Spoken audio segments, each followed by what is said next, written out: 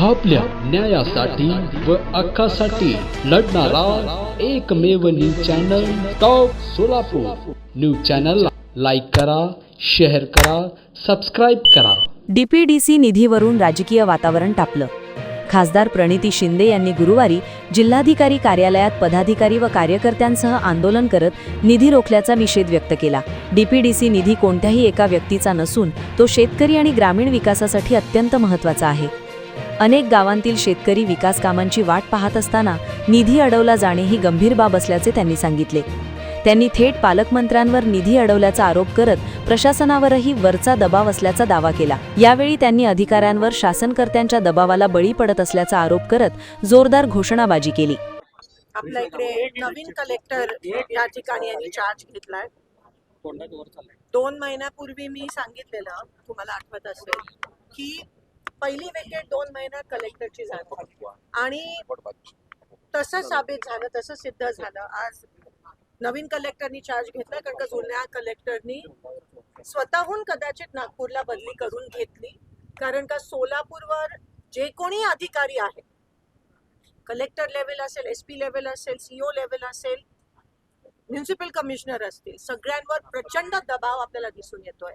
हातबळ झालेत अधिकारी। खरं तर मला अधिकाऱ्यांचा वाईट वाटतंय की एवढ्या संविधानाची शपथ घेऊन एवढे कष्ट करून इथपर्यंत येतात, कष्ट करून, आणि राज्यकर्त्यांच्या दबावामुळे, एका ठराविक विचारसरणीमुळे ह्यांच्यावर प्रचंड दबाव आणि प्रेशर की विरोधी पक्षाचं काम करू नका, आणि त्या गोष्टीला प्रत्येक एक करून हे अधिकारी बिचारे बळी पडतात। आम्ही अधिकाऱ्यांच्या बाजूने बोलतोय, पण पूर्ण सिस्टीमच अशी खराब झाली आहे की अधिकाऱ्यांचा रिस्पेक्ट राहिला नाही।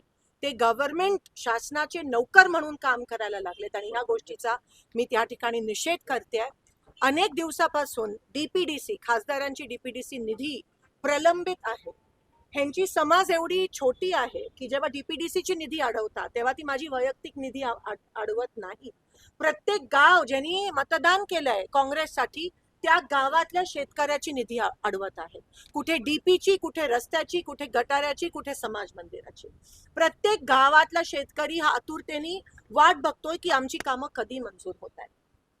मग हा सरकारकडून, पालकमंत्र्यांकडून होणारा खूप मोठा पाप आणि अन्याय आहे आमच्या शेतकऱ्यांवर, कारण का इथे एमव्हीएचे खासदार असल्यामुळे, काँग्रेसचे खासदार असल्यामुळे जाणून बुजून ही निधी अडवण्यात आली आहे। काही अधिकाऱ्यांशी जेव्हा मी फोनवर बोलते तेव्हा ते म्हणतात की मॅम, आप समझ सकते हो ना हमारे ऊपर कितना प्रेशर है। मला मी नाव घेऊ इच्छित नाहीये, पण हे प्रेशर आहे, हा दबाव आहे। आज मी या पत्राद्वारे, कलेक्टर नवीन आले, तामिळनाडूचे, संविधानाची शपथ घेऊन प्रचंड कष्ट करून इथपर्यंत पोहोचले, यांना मी निवेदन देते, 15 दिवसात आमच्या डीपीडीसीची, आमच्या शेतकऱ्याची, आमच्या कष्ट करणाऱ्या गावकऱ्याची निधी जर मंजूर करून दिली नाही तर आम्ही आंदोलन आणि किंवा अमरण उपोषणाचा या ठिकाणी